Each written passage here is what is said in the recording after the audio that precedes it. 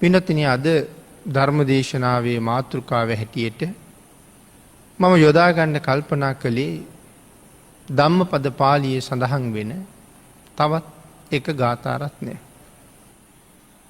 යෝචේ වස්ස සතන් ජීවේ දුස්සීලෝ අසමාහිතෝ ඒකාහං ජීවිතං සෙය්යෝ සීලවන්තස්ස ජහායිමයි.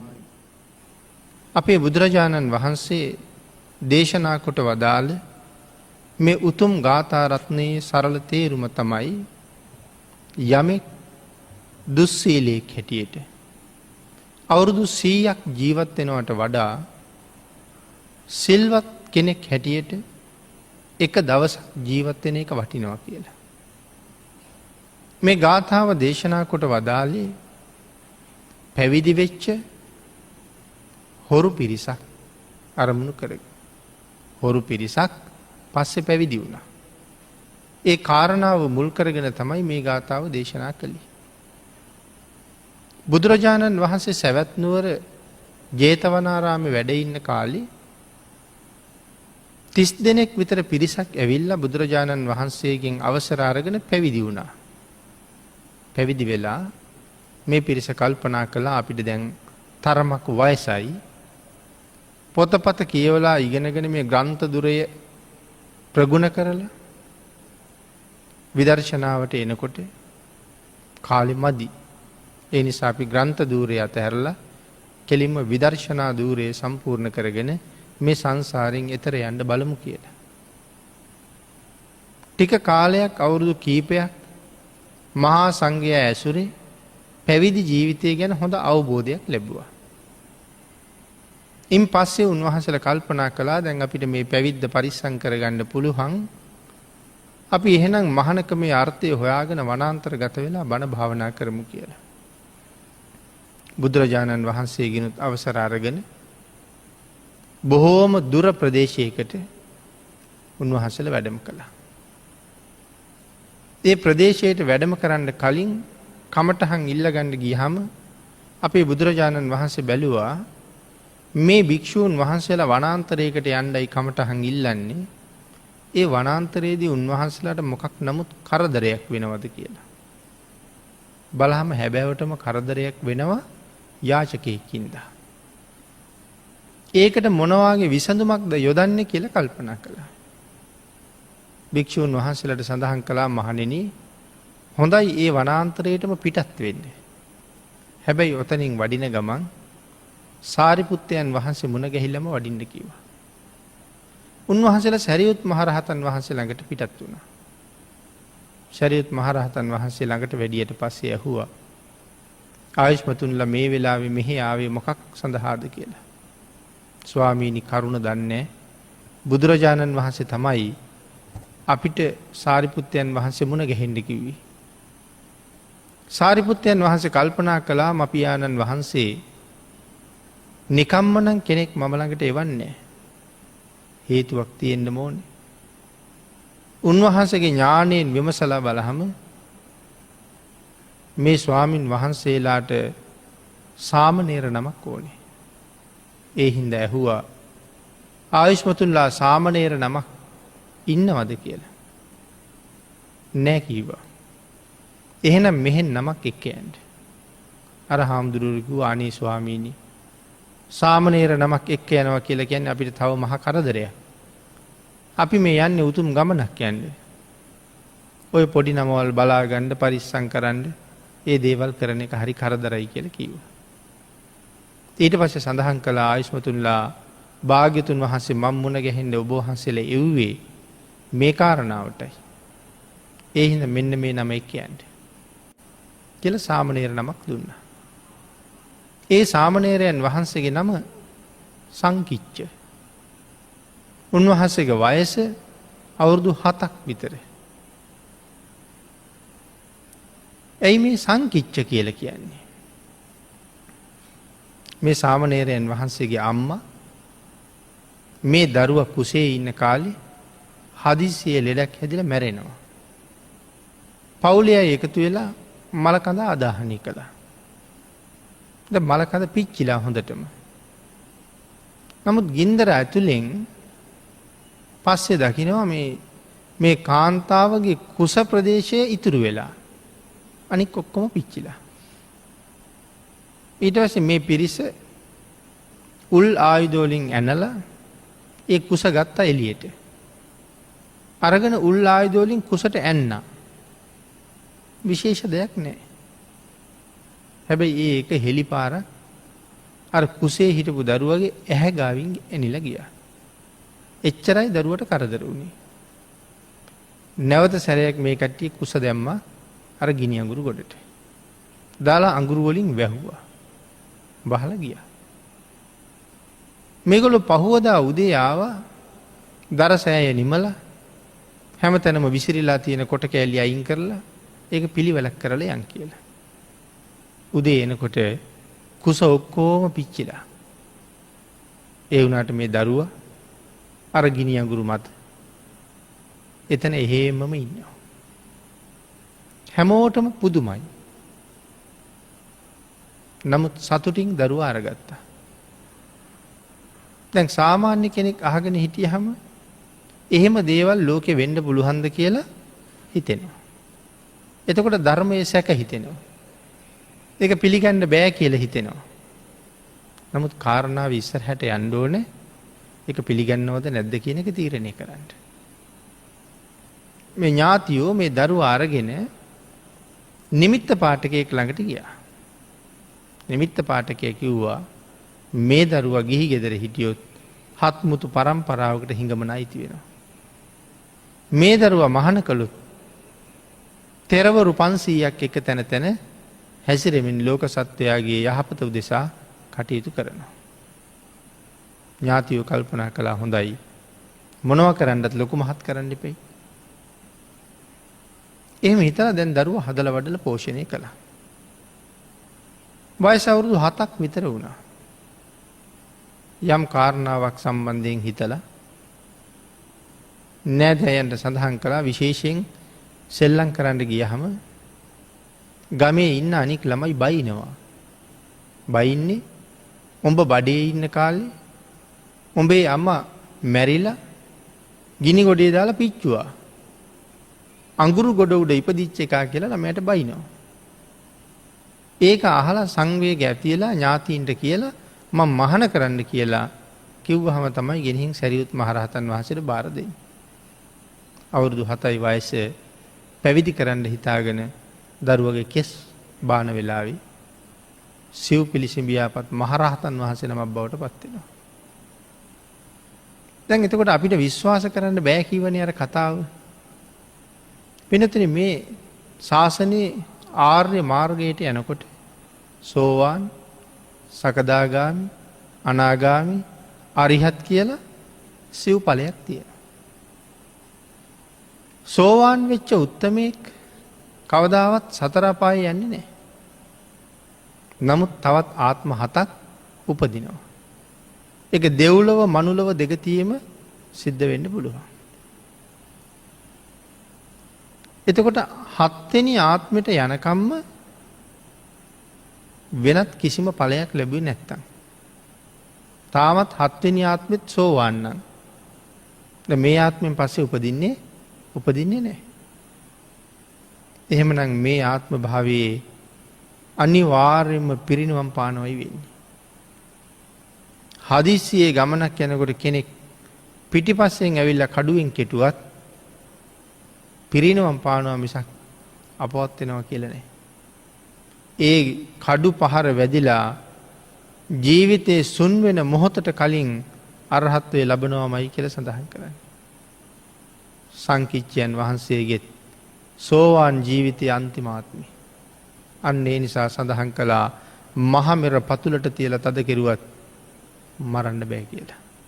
රහත් වෙලාම පිරිනවම් පානවා මිසක් අන්‍ය උපක්‍රමයකින් මැරුණත් රහත් වෙනවා කියලායි සඳහන් කරන්නේ. අන්න ඒකයි දෙපාරක් ගිනි ගොඩේ දාලවත් පුච්චන්න බැරි. සිව් පිළිසිඹියාපත් මහරහතන් වහන්සේ නමක් ඒ භික්ෂූන් වහන්සේලාත් එක්ක දැන් වඩිනවා. උන්වහන්සේ රහත් බව ඒ භික්ෂූන් වහන්සේලා දන්නවද නොදන්නවද කියන කරුණ සඳහන් කරලා නේ. කැලේට ගිහිල්ලා විශේෂයෙන් උන්වහන්සේලා දහසක් පමණ ගෙවල් තියෙන එක ගමක් ඇසුරු කරගෙන තමයි වනාන්තරයේ ජීවත් වෙන්නේ. ඒ ගමේ අය වසට ආරාධනා කළා. වස් ආරාධනාව බාරගත්තා. ස්වාමින් වහන්සේලා 31 නමටම රාත්‍රී කුටි දවල් කුටි වෙනම හැදුවා. ඒ ගමට පිණ්ඩපාතේ වඩිනවා. නායක ස්වාමින් වහන්සේ සඳහන් කළා අම්මා තාත්තා දාලා පවුල් පදනම් අත්හැරලා මේ ලෞතුරා ශාසනයට ආවේ සසරට යහපතක් කරගන්නයි පිණ්ඩපාතේ වඩින වෙලාවටයි හවස වත කරන වෙලාවටයි හැර දෙදෙනෙක් එකතැන කතා කර කර ඉන්න වෙලාවක් තියෙන්න එපා සියලු දෙනාම භාවනා කරන්න ඕනේ කියලා. එහෙම ලස්සනට කටයුතු කරගෙන ගියා. එක දවසක් පිණ්ඩපාතේ වැඩලා ගඟ ගාවට ඇවිල්ලා උන්වහන්සේලා පැම් පහසු වුණා. පැම් පහසු වෙලා වෙලාව ටිකක් කල්පනා කරලා බලහම දානේ වළඳන වෙලාව ඇවිල්ලා. ගඟේ වැල්ලේ හෙවන් වල වාඩි වෙලා ස්වාමින් වහන්සේලා දන් වළඳන්න ගත්තා. මේ ප්‍රදේශයේ එක ගෙදරක වයසක මිනිස්සෙක් හිටියා දුවගේ ගෙදර නතර වෙලා. දුවගේ ගෙදර නිතර කෑම නැහැ. ඒ හින්දා අනිත් දුවගේ ගෙදර යනවා. යන අතරේ මේ ස්වාමින් වහන්සේලා වළඳනවා දැක්කා. එතෙන්ට ඇවිල්ලා වාඩි වුණා. උපාසක මහත්තයා කෑම කාලාද කියලා හෝ නැහැ කිව්වා.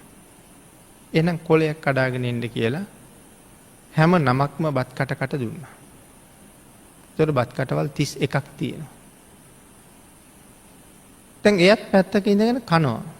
මිනිස්සයා කල්පනා කරනවා මගේ මුළු ජීවිතේම වැඩ කරලවත් මේ වාගේ රහවත් කෑම වෙලක් හම්බුන්නේ. කෑම කාලා අත හොදගෙන ස්වාමීන් වහන්සේලාගෙන් ඇහුවා ඔබ වහන්සේලාට හැමදාම පිණ්ඩපාතේ හම්බෙනවද කියලා. හම්බෙනවා කිව්වා.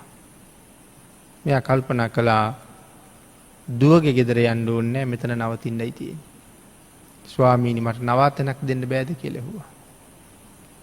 මම ඔබ වහන්සේලාට කිසිම කරදරයක් කරන්නේ නැහැ.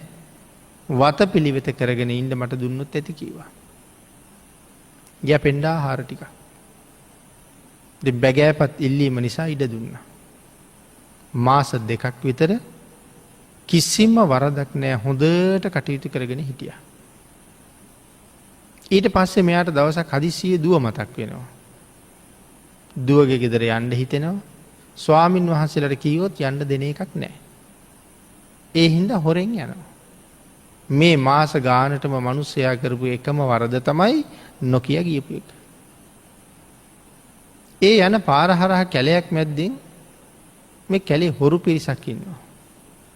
කැලේ ඉන්න රුක්ෂ දේවතාවෙකුට මේ හොරු බාර වෙලා තියෙනවා. මිනිහෙක් මරලා මිනිස් මසින් මිනිස් ලෙයින් බිලි පූජාවක් කරන්න. හරියටම බාරය වෙලා 7 වෙනි දවසේ මේ යාචකයා කැලේදී ගියනවා. අල්ලගෙන ගැට ගහලා බිලි පූජාව කරන්න හිතාගෙන මේගොල්ලෝ කඩු කිනිසි ගිනි ගොඩවල් ගහලා රත් කරලා ගල් වල අතුල්ලලා මුවහත් කරනවා. අර මිනිස්සයා හො මොකටද ඔය කියලා. ඔබ කපලා දෙවියන්ට පූජාවක් දෙන්න. මේ පුජ්‍යලයා කල්පනා කළා ඒක මහා අපරාධයක්. උපායක් පාවිච්චි කරලා කිව්වානේ මං හිඟන්නේ. මාව කපලා පූජා කරන්න එපා. මං වාගේ අපිරිසුදු හිඟන්නෙකුගේ ලේ වලට මස් වලට දෙයියවත් කැමති වෙන්නේ නැහැ. හැබැයි මං කියන්නම්. ඔන්න ඔය කැලේ ටිකක් ඉස්සරහට යනකොට හරි ලස්සන පිරුණ ශරීර තියෙන හාමුදුරුවෝ කට්ටියක් ඉන්නවා. එයින් කෙනෙක් අරගත්තොත් නම් දෙවියොත් හොඳටම සතුටුයි කියලා කිව්වා. දැන් අර මිනිසයා මාංචු වලින් ලෙහාගෙන හා යමන් කියලා එක්කිනවා.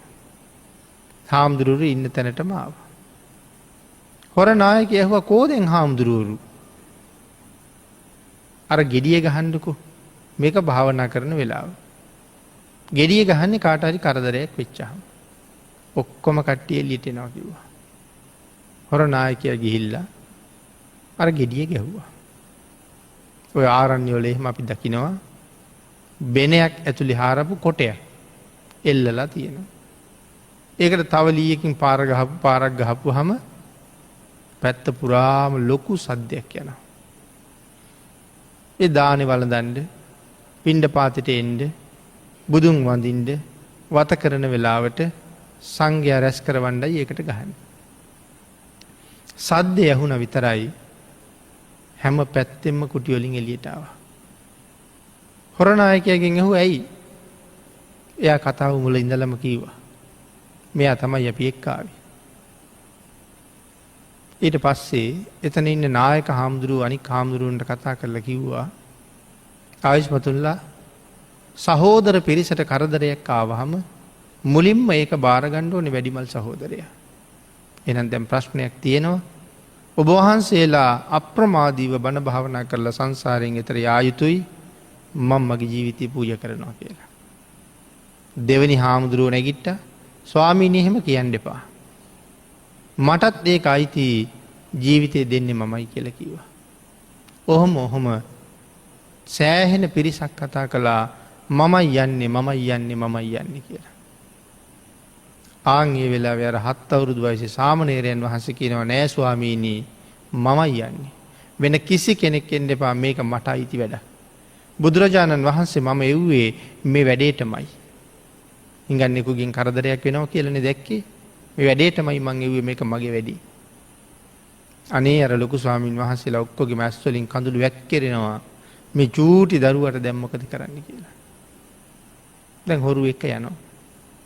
ලොකු ස්වාමීන් වහන්සේ අඬ ගැහුවා හොර නායකයට. කීවා අවුරුදු 7යි මේ දරුවා තව බයයි. උඹලගේ කඩු කිනිසි මූහත් කරන වෙලාවට ළමයාට පේන්නේ නැති වෙන්න ඈතකට ගිහිල්ලා ඒව රත් කරලා මූහත් කරගනිලා පුංචි හාමුදුරන්ට පේන්නේ වැඩ කරන්න එපා කිව්වා. සියල්ල කරගෙන ඇවිල්ලා මරණයට සූදානම් කරලා තියෙන තැන සංකිච්ඡයන් වහන්සේට වාඩි වෙන්න කිව්වා. උන්වහන්සේ වාඩි වෙලා පළක් බැඳගත්තා. හොරනායකයා කඩුව මේ අත පෙරලා ඇවිල්ලා තමන්ගේ කඩුවෙන් පහරක් උන්වහන්සේගේ බෙල්ලට එල්ල කළා. ඒත් එක්කම මේ කඩු මුනත දෙකට නැමුවා වගේ ඇවිල්ලා මිට ගාවේ හේතු වුණා. නැවත වතාවක් කඩුව දිගේ ඇරියා. ආයෙත් මුවහත් කරලා බෙල්ලට පාරක් ගැහුවා. අර ඉටි යමක් තද කරලා ඇදලා ඇත්තරියම රෝලයක් වගේ තෙනවා වගේ මුළු කඩුව මිට ගාවට ඇකුළුණා. හොරනායකයා කල්පනා කළා මේ කඩුවෙන් මීට කලින් මිනිස්සු මරලා තියෙනවා. හැබැයි මැරුම් කන මිනිස්සු ඔක්කොම මගේ කකුල් දෙක ගාව වැටිලා ජීවිතේ ඉල්ලුවා. මේ පුංචි හාමුදුරුවෝ කිසිම බයක් නැහැ. වාඩි වෙන්න කිව්වා එහෙම්මම වාඩි වෙලා එරමිනිය ගොතාගෙන ඉන්නවනේ. අනිත් එක මගේ කඩුව ගල් කණුවකට කෙටුවත් ගල් කණුව දෙකට කැපෙනවා මිසක් මගේ කඩුවට කරදරයක් නැති කඩුවක් මං ගාව තියෙනවා. නමුත් මේ සාමණේරයාගේ ගෙල සිඳින්න ඒ කඩුව සමත් නැහැ. කඩුව විසික්ක පැත්තකට ඉඳගත්ත උන්වහන්සේ ළඟ අනේ ස්වාමීනි කොහොමද ඔය බය නැති වුනේ? අනේ ස්වාමීනි ඔබ වහන්සේ යන පාරේ මාත් තරන් යන්න. හොරු දිහා බැලුවා. මොකද උඹලා කියන්නේ? මම මේ හාමුදුරුවොත් ළඟ මහාන වෙනවා. හොරු කිව්වා අපිත් මහාන වෙනවා. දැන් කැලේ මහාන කරවන්න හැටියක් නැහැ. පඳු පොවන්න හැටියක් නැහැ, සිවුරු නැහැ. මේගොල්ලෝ ඇඳගෙන ඉන්න ඇඳුම්ම ගලවලා තඹවන් මැටි ගෙනල්ලා මැටි භාජන වලට මැටි දිය කරලා ඇඳුම් ටික ඒකට දැම්මා. මැටි වල කහට ඇල්ලුවාට පස්සේ සෝදලා මේ සියලු දෙනාට මේ වස්ත්‍ර ටික ඇඳෙව්වා. සිවුරු පාට ඇඳුම් වස්ත්‍ර අඳගෙන කල්පනා කළා මගෙත් එක කැලේට ආපු මහ ස්වාමින් වහන්සේලා කවුරුවත් භාවනා කරන්නේ ඔක්කොම කඳුළු පෙර පෙර ඉන්නවා. කමටහන අසාර්ථකයි උන්වහන්සේලාගේ මම මැරුන් නැති බව කියන්න ඕනේ. අර 30 දෙනත් අර හොරු ටිකත් අඬ ගහගෙන උන්වහන්සේලා මුණ ගැහිලා තමන් වහන්සේ නොමරුණ බව කියලා ස්වාමීනි මගේ කාර්ය හරි ඔබ වහන්සේලා රකින්නයි මම ආවේ. ආය කරදර නෑ. ඔබ වහන්සේලා සංසාරයෙන් එතර යන්න. මමත් මේ අයත් එක්ක යනවා කියලා සරියුත් මහරහතන් වහන්සේට කතා කරලා බුදුරජාණන් වහන්සේ ළඟට ගිහිල්ලා කරුණ දැක්වුවා. ආන් ඒ කරුණ දැක්වීමෙන් පස්සේ තමයි මෙන්න මේ ගාථා රත්නය දේශනා කළේ.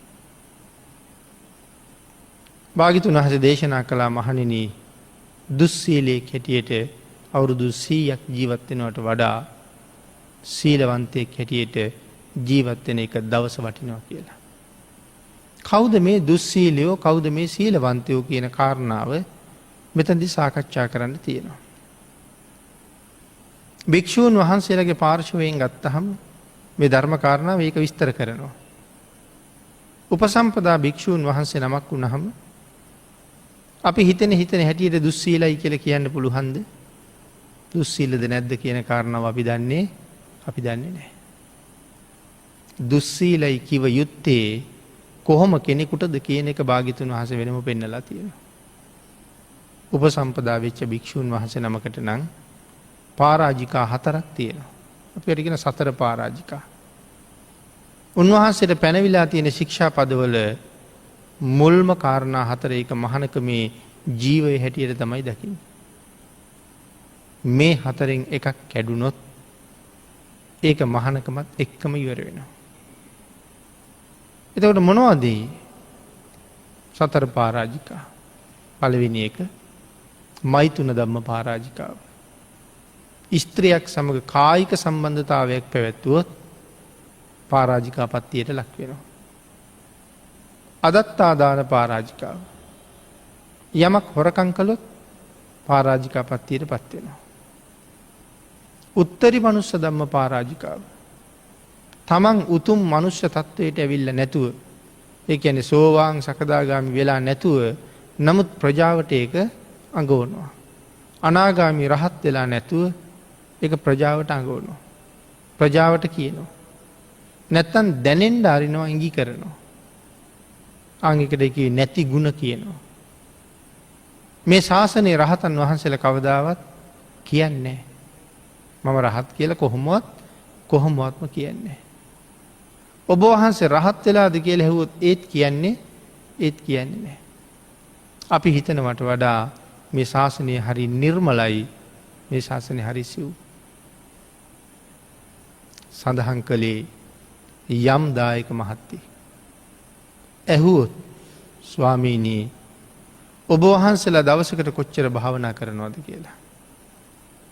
දේශනාව තියෙන්නේ මෙච්චරක් භාවනා කරනවයි කියලා කියන්න එපා කියලා.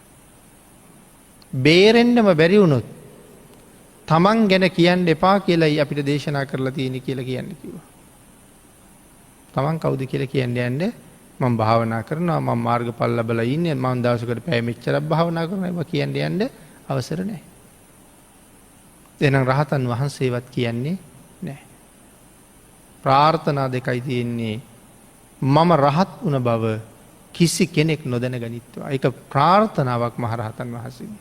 හැබැ මේක නික්ලේසී පැතුමක්නේ නතම් ආයත් අහිනි තන්හාව තිබ්බද කියලා නෑ මේක නික්ලේසී පැතුමක්. මම රහත් වන බව කිසි කෙනෙක් නොදැන ගනිත්වා නමුත් මට ලැබුණ උතුම් රහත් පලය මේ ලෝක අනික් සියලු දෙනාටම ලැබේවා. ඕක රහතන් වහසගේ ප්‍රාර්ථනාව. එතකොට අවසාන පාරාජිකාව මනුස්ස විග්ගහ. මිනිහෙක් මරන්න බෑ. ඔය 4න් එකක් කළොත් හාමුදුරුව ශ්‍රමණ භාවය අහෝසි කරගත්ත වෙනවා. මෙන්න මේ 4න් එකකට ලක් වෙලා නම් විතරයි දුස්සීලයා කියන්න පුළුවන්. මේ 4 රැකගෙන ඉන්නවනම් කිසි සේත් උන්වහන්සේට දුස්සීල භික්ෂුවක් කියලා කියන්න බැරි බව භාග්‍යතුන් වහන්සේගේ ශාසනයෙන් පැහැදිලි කරනවා. ඊළඟ දේවල් කැඩුනොත් ඒ දේවල් කැඩුනොත් එව්වට නැවත පිළියම් කරන්න පුළුවන්. පෝයගෙට ගිහිල්ලා එතන කියලා සමහරවට ඇවැත් දෙසලා මේ නොයෙක් ක්‍රමෝලින් පිළිවෙත් පුරාගෙන නැවත ආපහු පිරිසිදු බවට එන්න පුළුවන්. හැබැයි පාරාජික වුණොත් බෑ. අන්න ඒ නිසා මේ කුඩා ශික්ෂාපද කැඩුන අයට දුස්සීලයි කියලා බුදුරජාණන් වහන්සේ දේශනා කරන්නේ. නමුත් ඒ භික්ෂූන් වහන්සලට භාග්‍යතුන් වහන්සේ කවුරු කියලාද දේශනා කළේ? ලැජ්ජ නැති භික්ෂුව කියලා. ඇයි මේ සිල්පද කඩාගන්නේ? පවට බය තිබෙන්නේ. එනම් පවට බය ඇතිවෙන්න ඕන කියලානේ අපි හැමෝටම දේශනා කළේ. හිරි සහ ඔත්තප්ප. ලැජ්ජාව සහ බය. එනම් මොනවටද බය? පවට බය. එන ලැජ්ජ නැති භික්ෂුව. දුස්සීල භික්ෂූන් නෙමෙයි. සාමණේරයන් වහන්සේලා ළඟට ගියහම සාමණේර භික්ෂූන් වහන්සේ නමකට තියෙන්නේ දසසිල්. එතකොට ගෙදරත් ඉන්නවා දසසිල් ගන්න අය. ගෘහස්ත දසසිල්. හැබැයි ගෙදර ඉඳලා දසසිල් ගත්ත කෙනා පැවිදි වෙලා දසසිල් ගත්ත කෙනාට වඳිනවා. සමාන සීලයක්. නමුත් ඇයි වඳින්නේ? සිල් පද සමාන වුණාට ගෘහස්ත දසසීලයයි සාමණේර දසසීලයයි අහසයි පොළොවයි වගේ. ගෘහස්ත ගිහි කෙනෙක් දසසිල් ගත්තහම එකක් කැඩුනොත් මොකක් හරි හේතුවකින් 9ක් තියෙනවා. දෙකක් කැඩුනොත් 8ක්, පහක් කැඩුනොත් 5ක්. හැබැයි සාමණේරයන් වහන්සේට එහෙම බෑ. පන්සිල් වලින් එකක් කැඩුනොත් උන්වහන්සේගේ 10ම කැඩෙනවා. නැවත වතාවක් මහාන කරන්න වෙනවා. අර අපි මුලින්ම මහාන කරපු දවසේ වාගේ මහ ලොකුවට දෙයක් කරන්නේ නැහැ. ආචාර්යයන් වහන්සේ ළඟට ගිහිල්ලා කියන්න ඕනේ ස්වාමීනි බොරුවක් කියුණානේ මං අතින්. ආන් ඒ වෙලාවට සිල් සමාදන් කරනවා. සිල් සමාදන් කරුවහම සඳහන් කරනවා තිසරණය සමාදන් කිරීමම ප්‍රමාණවත් කියලා. අර සිල්පද නැවත උන්වහන්සේට පිහිටනවා. එතකොට එකක් කැඩුනොත් 10ම කැඩෙනවා. ගිහි ගෙදර එකක් කැඩුනොත් එකයි කැඩෙන්නේ. ඒ හින්දා ඒක හරි බැරෑරුම් කාර්යයක් සාමණේර දස්සීලී. ඊළඟට මේ දසසීලයේ පන්සිල් පද 5යි විකාල භෝජනයේ ඉඳලා තව සිල් පද 5යි. දැන් මෙතන මහානකමම නැතුව යන්නේ පන්සිල් වලින් එකක් කැඩුනොත්. එතකොට තමයි දුස්සීල කියන්නේ. නමුත් අර විකාල භෝජනයේ ඉඳලා රං රිදී මසු කහවණු පිළිගැනීමෙන් වලකිමි කියන තැනට එනකන් අතර තියෙන දෙයක් කැඩුනොත් අපි කියමු විකාලේ මොනවා හරි කැවුනොත් ඊට ලාබාල සාමණේර නමකට හරි එතකොට දඬුවම් තියෙනවා. ලොකු හාමුදුරුවෝ තමයි දඬුවම් නියම කරන්නේ. දවස් 10ක් වැලි මළුවට දවසකට වැලි චාති 5 ගානේ දාන්න ඕනේ කියලා කිව්වොත් දවස් 10ක් ඒ වැලි චාති 5 ගානේ දාන්න ඕනේ. ඒකට කියන්නේ වැලි දඬුවම්.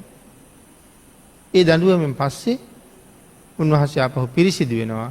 නමුත් ආයති සංවරයේ පිහිටීම සඳහා සිල් දුන්නොත් හොඳයි කියලා කියනවා. ඒ වගේ තියෙනවා වැලි දඬුවම්, වත් දඬුවම්, වෙනම දඬුවම් තියෙනවා. ඒ පහ උල්ලංඝනය කරාම ආපහු පිරිසිදු වෙන්න. ඉතින් මේ සාමණේර සීලය අපි මේ බොහොම කෙටියෙන් සිහිපත් කරන්නේ. එතකොට පැවිදි දුස්සීල වෙන්නේ පරාජිකා වෙලා නම් දුස්සීලයි, පන්සිල් කෙල්ලලා නම් සාමණේර නමක් දුස්සීලයි. එතකොට මේ සිල් කියන සාධකය ලෝකේ අවශ්‍ය පැවිද්දන්ට විතරද? ගිහි පැවිදි දෙපාර්ශ්වයටම. එතකොට ගිහි අයගේ නිත්‍ය සීලයක් තියෙනවද? පන්සිල්. මේ සිල්පද පහේ කෝක උල්ලංඝනය වුණොත් ගිහි අය දුස්සීල වෙනවද? මේ පහෙන් කෝක කැඩුනත් ගිහි අයට කීවේ දුස්සීලයි කියලා. එතකොට පැවිදි විතරද දුස්සීල? ගිහි පැවිදි දෙපාර්ශ්වයේම දුස්සීල ඉන්නවා. තිසරණ සහිත පන්සිල් නැත්තම් ඒ හැම කෙනාටම කිව්වේ දුස්සීල කියලා. එහෙනම් මේ මුළු සමාජ පුරාම දපි දකින මිනිස් ජනගහණයෙන් 98%ක්ම දුස්සීල ඇති නේද? නැති ඇති. නමුත් වැඩි ප්‍රමාණයක් දුස්සීලයි. එහෙම ධර්මයෙන් කතා කරනකොට තමන්ගේ හෘද සාක්ෂියට යන්නම වෙනවා. මෙතෙක් මගේ ජීවිතේ මම කොතනද කියන ප්‍රශ්නෙට උත්තරයක් අහන්නම වෙනවා. හැබැයි අපි දුස්සීලව ඉඳගෙන තව කෙනෙකුට දුස්සීලයයි කියන එකේ තරම් ගැලපෙන්නේ නැහැ. අපි දුස්සීලව ඉඳගෙන සිල්වතුන් හොයාගෙන යන්න උත්සාහ කරන එකේ තේරුමක් නැහැ. අපි සිල්වත් වෙලා සිල්වතුන් හොයන්න යනවා නම් වටිනවා. එතෙන්ට මග නිතර හදන්න ඕනේ. එහෙනම් ගිහි දුස්සීල කියන්නේ පන්සිල් නැති අය කියලා සිහිපත් කළා. ආන්ගේ උතුම් සීලය ජීවිතයක අනිවාර්යෙන් පෝෂණය කරගත යුතු බව භාග්‍යතුන් වහන්සේගේ උතුම් අවවාදය. පන්සිල් වලින් තොර වෙනවට බුදුරජාණන් වහන්සේ කැමති නැහැ. මග කියලා දීලා තියෙනවා. ළඟට ඇවිල්ලා නවත්තන්න බෑනේ. මග කියලා දීලා තියෙනවා. මේ පන්සිල් උල්ලංඝනය කෙරුවොත් මෙන්න මෙහෙම විපාකයකට ගොදුරු වෙන්න වෙනවා.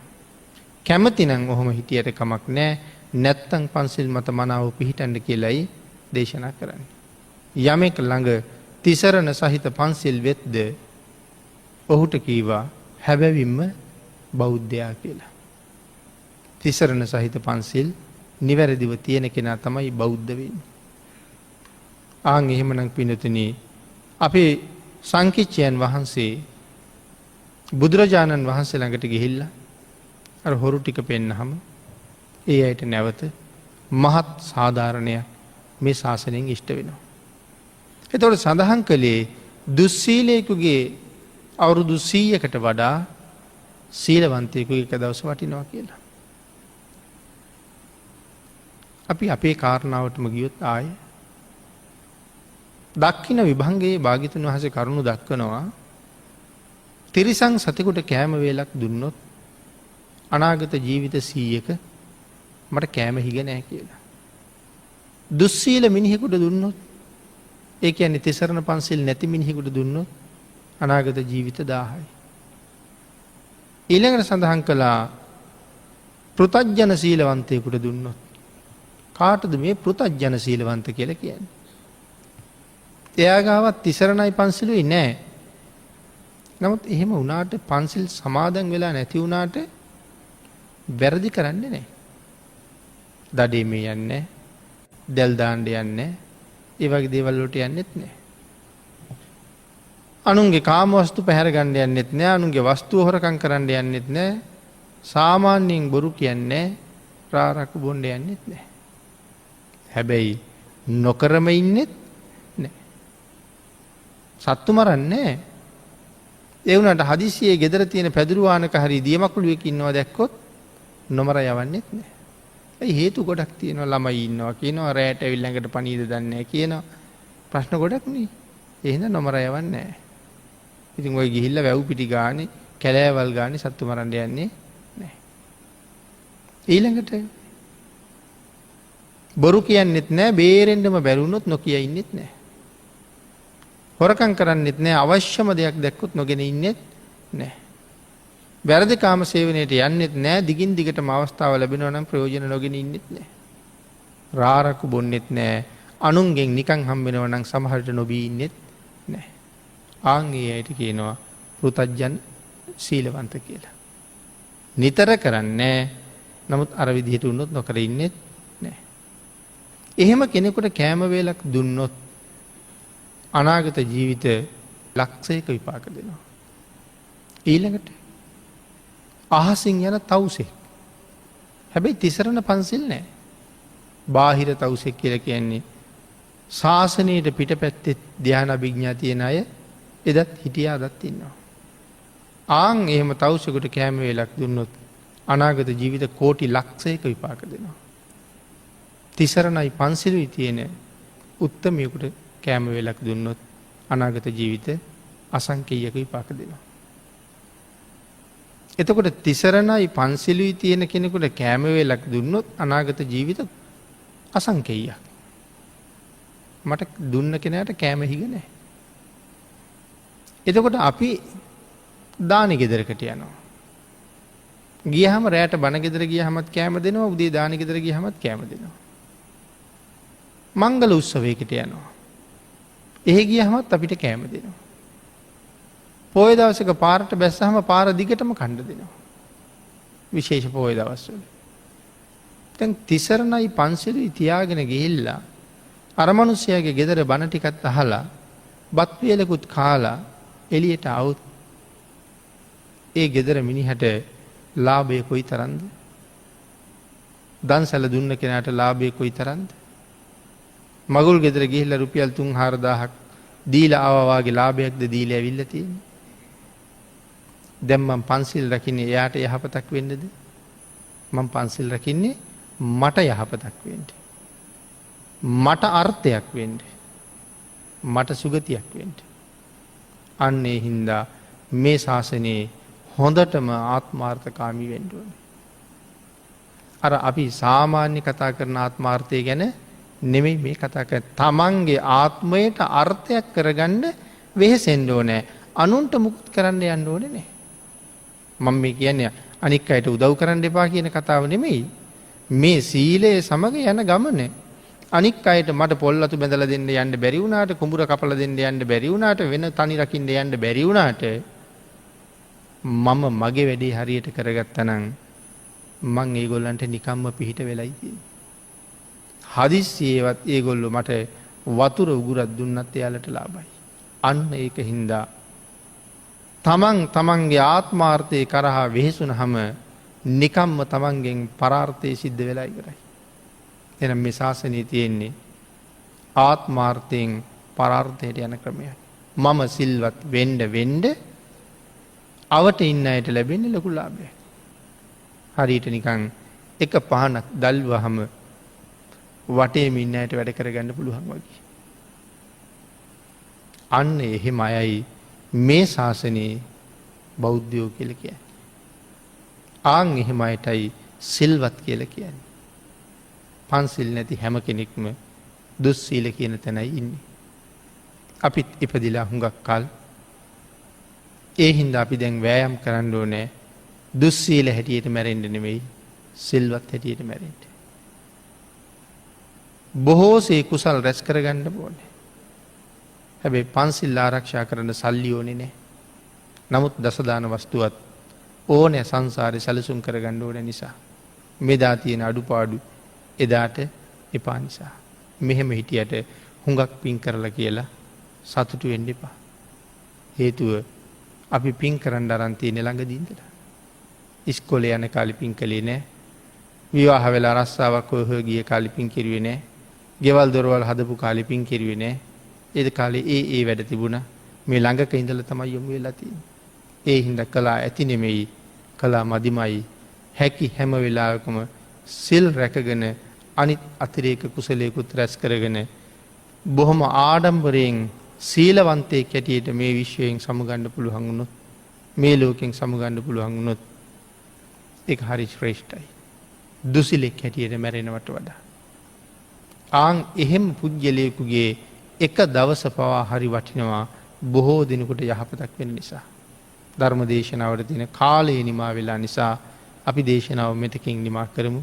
උතුම් සිල් ගුණ ආරක්ෂා කරගෙන යන මේ ගමන එළව මෙලව දෙකේම යහපත සඳහා හේතු වෙනවා. අපිත් ඒ මගට බැහැලා අපි නිසා උපන් දරුමල්ලන්ටත් මග කියලා අම්මා කෙනෙක් හැටියට තාත්තා කෙනෙක් හැටියට එදාට මැරෙන්න පුළුවන් පාර හැදෙයි. නැතත් අපි අම්මලා තාත්තලා තමයි. නමුත් තමන්ගේ කුසින් ඉපදිච්ච ළමයි මේ රටට කරන්නේ අසාධාරණයක් නම් ඒ අම්මට ධර්මයෙන් අම්මා කියන්නේ. ඇයට හැඳින්වුවේ හැතිරි කියලා. ඒ දරුවන්ගේ තාත්තට කීවේ හතුරා කියලා. මොකද අපි දෙන්න එකතු වෙලා උපද්දවපු අය මේ රටේ හොරකම් කරනවා නම්, මංකොල්ල කනවා නම්, විනාශ කරනවා නම්, දූෂණ භීෂණ කරනවා නම් ඒ අය රට නැති කරනවනේ. එහෙනම් අපි දෙන්න හදලා තියෙන්නේ රටයි, ජාතියයි, ආගමයි තුනම නැති කරන පිරිසක්. මේ රටයි, ජාතියයි, ආගමයි තුනම කාබාසිනියා කරන පිරිසක් හදලා තියලා සතුටින් ඇස් පියා ගන්න බෑ. ඒ හින්දා හැතිරි කිව්වා. උත්සාහ කරමු හැතිරියක් නොවී මැරෙන්න. උත්සාහ කරමු හතුරෙක් නොවී මැරෙන්න. ඒ සඳහා රත්නත්‍රී ආශිර්වාදයේ නොඅඩුව ලැබේවා කියලා අපි ප්‍රාර්ථනා කරමු.